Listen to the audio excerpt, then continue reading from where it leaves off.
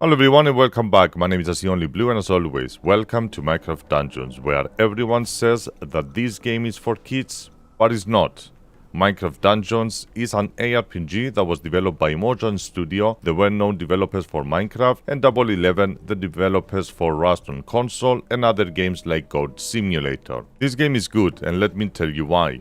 We all know Diablo and Path of Exile. Everyone will immediately compare those two with this. There's a reason why people like PoE or Diablo, because every game has their own mechanics and obvious differences. Minecraft Dungeons set themselves apart from the rest because of their unique characteristics, mechanics and ideology. I could say this game is the easiest ARPG to understand and play out of all of them. This is not an in-depth storytelling ARPG, but rather simple. The story begins with an opening cinematic that looks like this.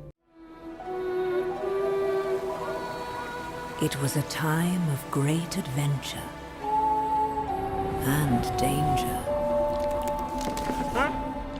Shunned by his kin, an illager wanders the land, seeking a new home. But all he found was hatred. Driven by rage against those who wronged him, he wandered blind to whatever end.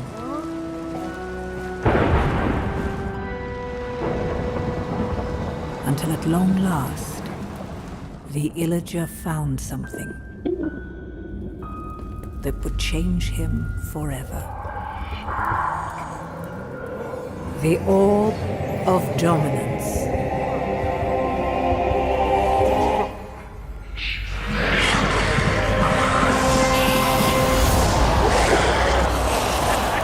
Corrupted by evil, driven by vengeance, the arch-illager made all bow before him. And if they did not bow, they would fall.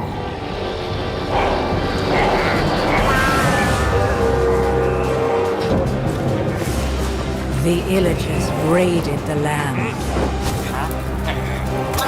Who would have the valor, the purity of heart, to stand against the arch-illager's reign of terror?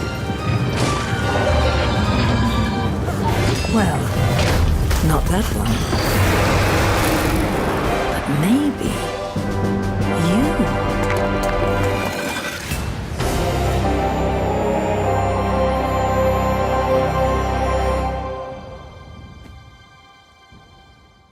The first location you go is an area of peace and relaxation. Throughout the different levels you will need to save villagers and kill the corrupted ones until the end, where you will face the corrupted king as the final boss of the game. Every map has their own little story, which I will say it could have been better. At least for me it felt extremely short and boring. A coven of wicked witches live at the heart of the sinister swamp. They conjure up all manner of brews to empower the arch-illager and his ever-growing army. If you don't find and defeat those witches, the illagers will be unstoppable. But tread carefully. The swamp is home to many horrors. Every enemy has their own unique attacks and abilities, and you will never find any similarities between them. Some enemies have different variations, like the normal green zombie can wear armor. There is not many variations, so there is not much to say here. Occasionally you will find elites, and their perks, buffs and debuffs can vary between each map.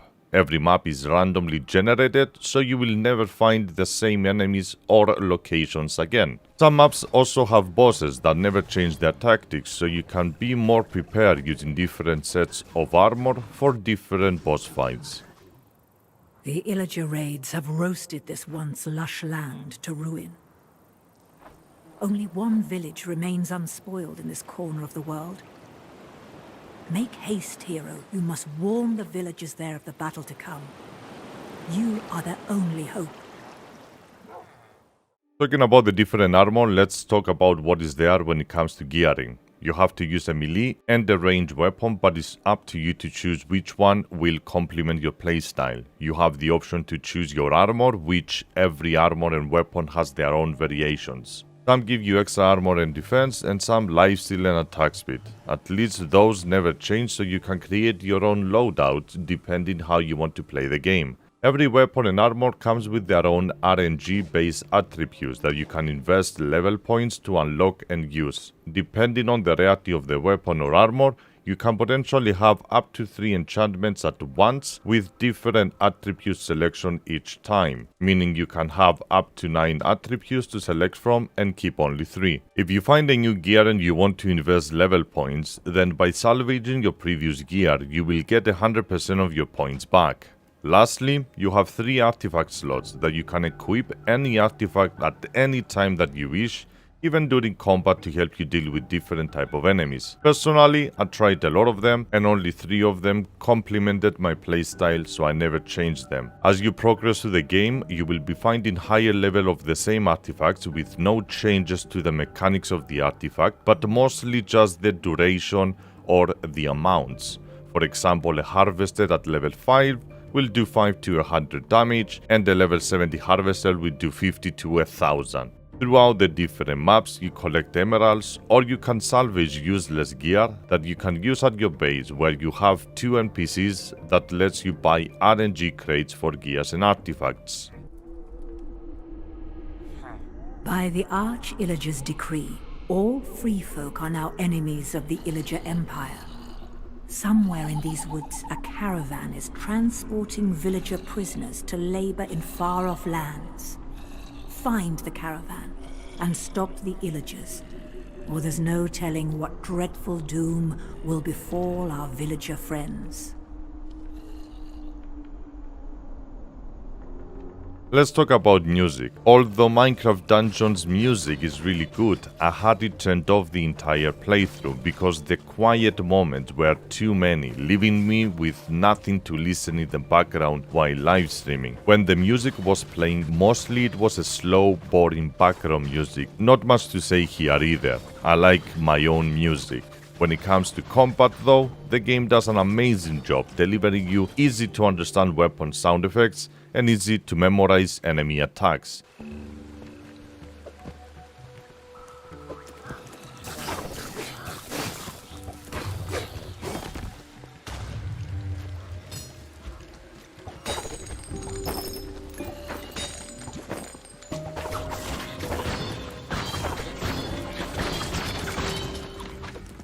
When it comes to performance, the game does a very good job sustaining a constant high FPS on my high-end desktop PC, but at times where there is too many enemies it tends to drop down a bit. That happened for me only on the bonus dungeon where things gets a little clustered, not too often, but worth mentioning. Mostly I had no issues. The Arch-Illager seeks to summon armies of the undead using a power that rests deep within an ancient and forgotten desert temple. Finding the temple, however, is an adventure in its own right, for the entrance lies hidden somewhere in this canyon, a sprawling maze of malevolent mobs and lost secrets. Many people will say this game is for kids. I will kindly disagree with you. I'm not saying that the game cannot be played by kids. Well, the game does a pretty good job when it comes to that for sure, where parents with their children can enjoy the game in the easiest difficulty. But when it comes to people like me, well, I spice things up.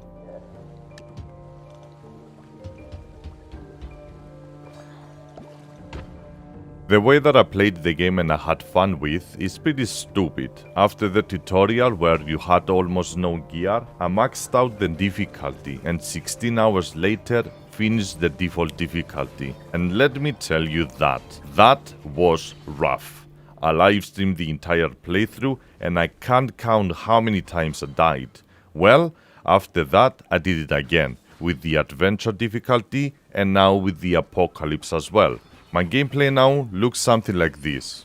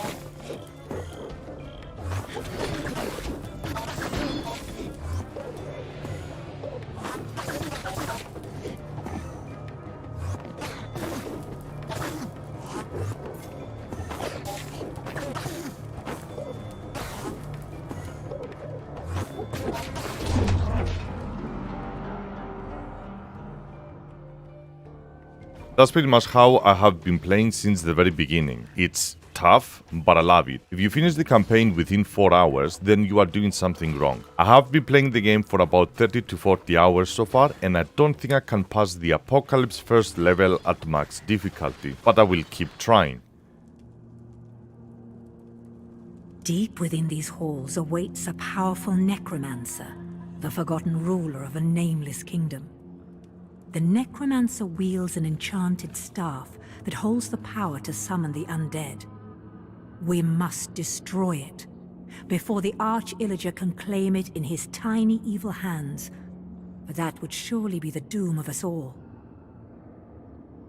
Finally, I want to mention that the game has some secrets around that are not easy to find. Some are well hidden behind walls and trees, but some you just find accidentally. If you find all runes, you will eventually unlock a secret dungeon, with some very interesting elements in there.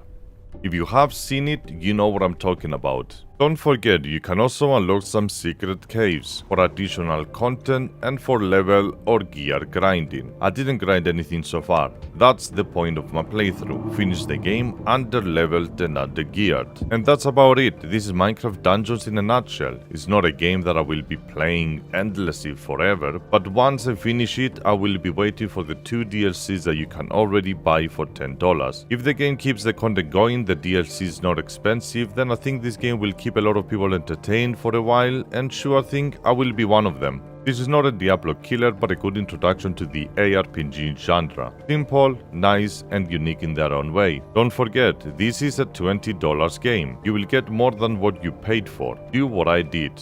I believe cross-platform is on the way, and obviously you can play with your friends up to 4 players and the game will scale accordingly. If you are on a PC, you can also play up to 2 people using controllers from the same computer. Not sure how does that work, but it's worth mentioning. Some reviewers are complaining about the fact that even for Minecraft game, there is nothing for you to mine, destroy or gather.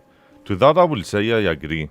I wouldn't mind mining around different types of ores and eventually craft my ideal setup, something for Mojang to have in mind. Thank you very much for watching my Minecraft Dungeons review. I hope you liked it, and if you did, make sure to subscribe to my YouTube channel and follow my Twitch where I stream every Saturday and every other day. Other than that, I'm gonna see you again on the next one.